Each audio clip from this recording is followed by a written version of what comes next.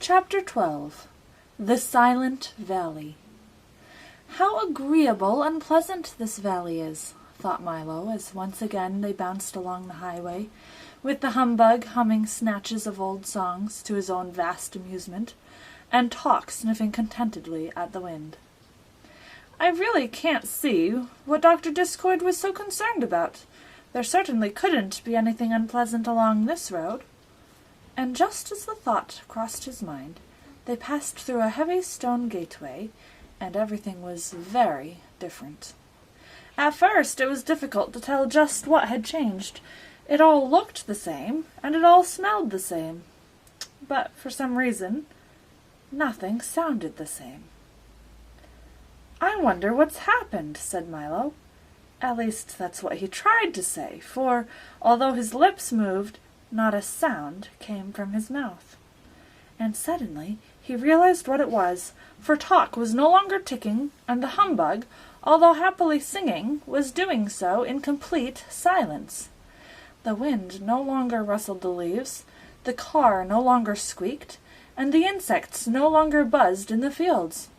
Not the slightest thing could be heard, and it felt as if, in some mysterious way, a switch had been thrown and all the sound in the world had been turned off at the same instant. The humbug, suddenly realizing what had happened, leapt to his feet in terror, and Talk worriedly checked to see if he was still keeping time. It was certainly a strange feeling to know that no matter how loudly or softly you chatted, or rattled or bumped, it all came out the same way, as nothing. "How dreadful," thought Milo, as he slowed down the car.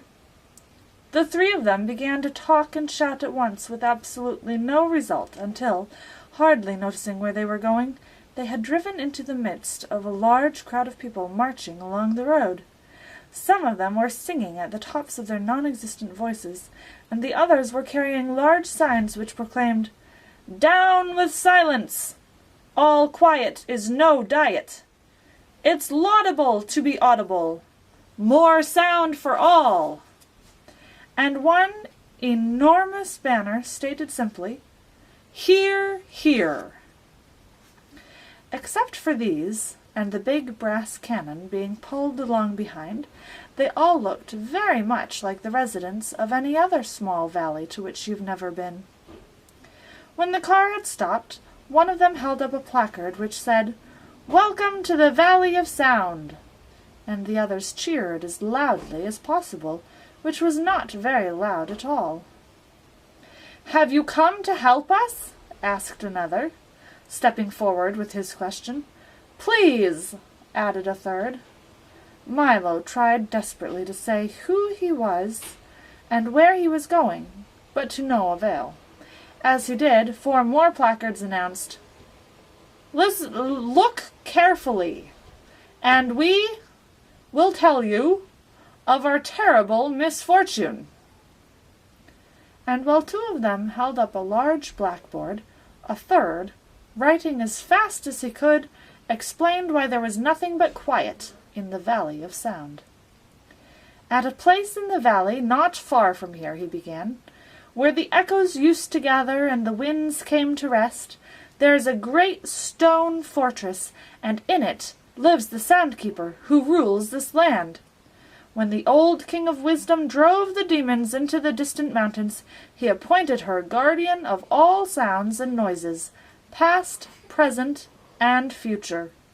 For years she ruled as a wise and beloved monarch, each morning at sunrise releasing the day's new sounds to be borne by the winds throughout the kingdom, and each night at moonset gathering in the old sounds, to be catalogued and filed in the vast storage vaults below." The writer paused for a moment to mop his brow, and then, since the blackboard was full, erased it completely and continued anew from the top. "She was generous to a fault, and provided us with all the sound we could possibly use, for singing as we worked, for bubbling pots of stew, for the chop of an axe and the crash of a tree, for the creak of a hinge and the hoot of an owl, for the squish of a shoe in the mud, and the friendly tapping of rain on the roof. and for the sweet music of pipes and the sharp snap of winter ice cracking on the ground. He paused again as a tear of longing rolled from cheek to lip with a sweet salty taste of an old memory. And all these sounds, when once used, would be carefully placed in alphabetical order and neatly kept for future reference. Everyone lived in peace, and the valley flourished as the happy home of sound. But then things began to change. Slowly at first, and then in a rush.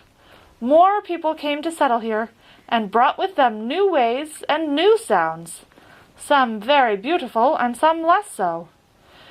But everyone was so busy with the things that had to be done that they scarcely had time to listen at all, and as you know, a sound which is not heard disappears forever, and is not to be found again. People laughed less and grumbled more, sang less and shouted more, and the sounds they made grew louder and uglier. It became difficult to hear even the birds or the breeze, and soon everyone stopped listening for them. He again cleared the blackboard as the humbug choked back a sob and continued writing. The sound-keeper grew worried and disconsolate. Each day there were fewer sounds to be collected, and most of those were hardly worth keeping. Many people thought it was the weather, and others blamed the moon, but the general consensus of opinion held that the trouble began at the time that rhyme and reason were banished. But, no matter what the cause, no one knew what to do. Then one day Dr. Discord appeared in the valley with his wagon of medicines and the bluish, smoggy din. He made a thorough examination and promised to cure everyone of everything, and the sound-keeper let him try. He gave several bad-tasting spoonfuls of medicine to every adult and child, and it worked, but not really as expected, for he cured everybody of everything but noise. The sound-keeper became furious. She chased him from the valley forever, and then issued the following decree. From this day forward, the Valley of Sound shall be silent. Since sound is no longer appreciated, I hereby abolish it. Please return all unused amounts to the fortress immediately. And that's the way it has been ever since, he concluded sadly. There is nothing we can do to change it, and each day new hardships are reported. A small man, with his arms full of letters and messages, pushed through the crowd and offered them to Milo. Milo took one which read, Dear Soundkeeper, we had a thunderstorm last week, and the thunder still hasn't arrived. How long should we wait? Yours truly, a friend. Then he took a telegram which stated, Band concert, great success, stop. When may we expect the music, stop. Now you see, continued the writer, why you must help us attack the fortress and free sound.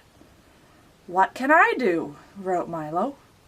You must visit the sound-keeper and bring from the fortress one sound, no matter how small, with which to load our cannon. For, if we can reach the walls with the slightest noise, they will collapse and free the rest. It won't be easy, for she is hard to deceive, but you must try. Milo thought for just a moment, and then, with a resolute, I shall, volunteered to go. Within a few minutes, he stood bravely at the fortress door. Knock, knock, he wrote neatly on a piece of paper, which he pushed under the crack. In a moment, the great portal swung open, and as it closed behind him, a gentle voice sang out, Right this way, I'm in the parlor. Can I talk now? Cried Milo happily, hearing his voice once again. Yes, but only in here, she replied softly. Now do come into the parlor. Milo walked slowly down the long hallway and into the little room where the sound-keeper sat listening intently to an enormous radio set, whose switches, dials, knobs, meters, and speaker covered one whole wall, and which at the moment was playing nothing. Isn't that lovely? She sighed. It's my favorite program. 15 minutes of silence, and after that there's a half-hour of quiet, and then an interlude of lull. Why, did you know that there are almost as many kinds of stillness as there are sounds? But sadly enough, no one pays any attention to them these days. Have you ever heard the wonderful silence just before the dawn? She inquired. Or the quiet and calm just as a storm ends? Or perhaps you know the silence when you haven't the answer to a question you've been asked, or the hush of a country road at night, or the expectant pause in a room full of people, when someone is just about to speak, or, most beautiful of all, the moment after the door closes, and you're all alone in the whole house. Each one is different, you know, and all very beautiful, if you listen carefully. As she spoke, the thousands of little bells and chimes which covered her from head to toe tinkled softly, and, as if in reply, the telephone began to ring too. For someone who loves silence, she certainly talks a great deal, thought Milo. At one time I was able to listen to any sound made any place at any time, the soundkeeper remarked, pointing towards the radio wall. But now I merely— "Pardon me," interrupted Milo, as the phone continued to ring. "But aren't you going to answer it?" "Oh, no, not in the middle of the program," she replied, and turned the silence up a little louder. "But it may be important," insisted Milo. "Not at all," she assured him. "It's only me. It gets so lonely around here, with no sounds to distribute or collect, that I call myself 7 or 8 times a day just to see how I am." "How are you?" he asked politely. "Not very well, I'm afraid. I seem to have a touch of static," she complained. "But what brings you here?" "Of course. You've come to tour the vaults. Well, they're usually open to the public only on Mondays from 2 to 4, but since you've traveled so far, we'll have to make an exception. Follow me, please." She quickly bounced to her feet with a chorus of jingles and chimes, and started down the hallway. "Don't you just love jingles and chimes?" "I do," she answered quickly. "Besides, they're very convenient, for I'm always getting lost in this big fortress, and all I have to do is listen for them, and then I know exactly where I am." They entered a tiny cage-like elevator, and traveled down for fully 3/4 of a minute, stopping finally in an immense vault, whose long lines of file drawers and storage bins stretched in all directions, from where here began to where there ended, and from floor to ceiling. "Every sound that's ever been made in history is kept here," said the soundkeeper, skipping down one of the corridors with Milo in hand. "For instance, look here." She opened one of the drawers and pulled out a small brown envelope. "This is the tune George Washington whistled when he crossed the Delaware on that icy night in 1777. Milo peered into the envelope, and, sure enough, that's exactly what was in it. "But why do you collect them all?" he asked, as she closed the drawer. "If we didn't collect them," said the soundkeeper, as they continued to stroll through the vault, "the air would be full of old sounds and noises bouncing round and bumping into things. It would be terribly confusing, because you'd never know whether you were listening to an old one or a new one. Besides, I do like to collect things, and there are more sounds than almost anything else. Why, I have everything here from the buzz of a mosquito 1,000,000 years ago to what your mother said to you this morning. And if you come back here in 2 days, I'll tell you what she said tomorrow. It's really very simple. Let me show you. Say a word. Any word."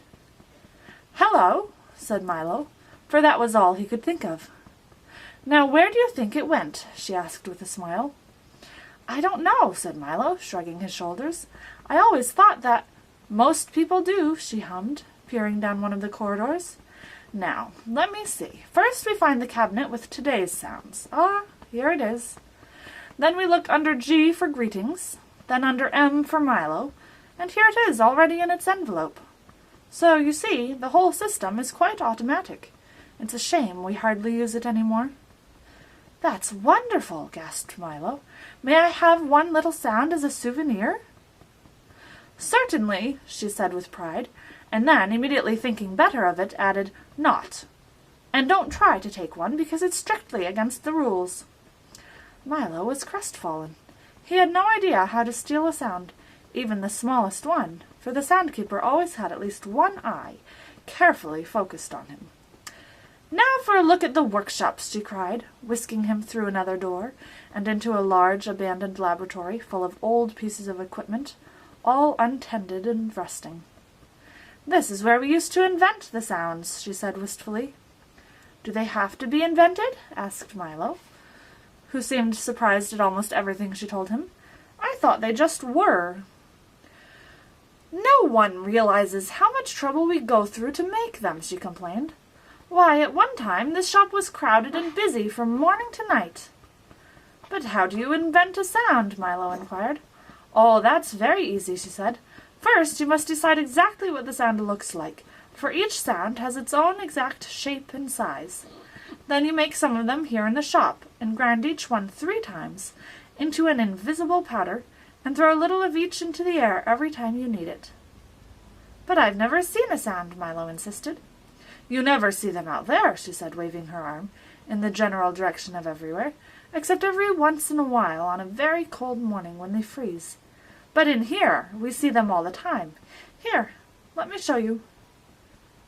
She picked up a padded stick and struck a nearby bass drum 6 times. 6 large, woolly, fluffy cotton balls, each about 2 feet across, rolled silently out onto the floor.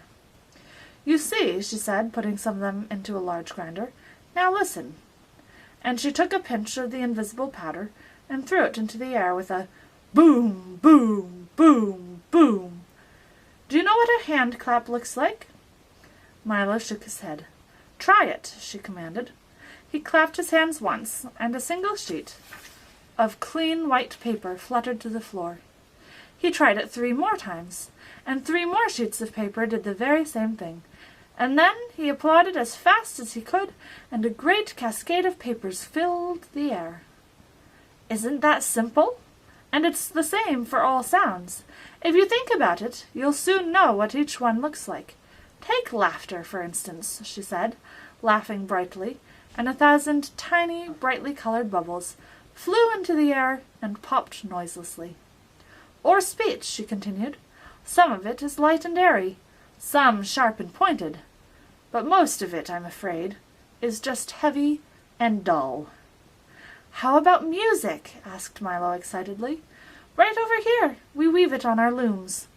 Symphonies are the large, beautiful carpets with all the rhythms and melodies woven in. Concertos are these tapestries, and all the other bolts of cloth are serenades, waltzes, overtures, and rhapsodies. And we also have some of the songs that you often sing," she cried, holding up a handful of brightly colored handkerchiefs. She stopped for a moment and said sadly, "We even had one section over there that did nothing but put the sound of the ocean into seashells. This was once such a happy place." "Then why don't you make sound for everyone now?" he shouted, so eagerly that the Soundkeeper leapt back in surprise. "Don't shout so, young man. If there's one thing we need more of around here, it's less noise. Now come with me, and I'll tell you all about it. And put that down immediately." Her last remark was directed toward Milo's efforts to stuff one of the large drum beats into his back pocket. They returned quickly to the parlor, and when the Soundkeeper had settled herself in a chair and carefully turned the radio to a special hour of hush, Milo asked his question once again, in a somewhat lower voice. "It doesn't make me happy to hold back the sounds," she began softly, "for if we listen to them carefully, they can sometimes tell us things far better than words." "But if that is so," asked Milo, and he had no doubt that it was, "shouldn't you release them?" "Never!" she cried.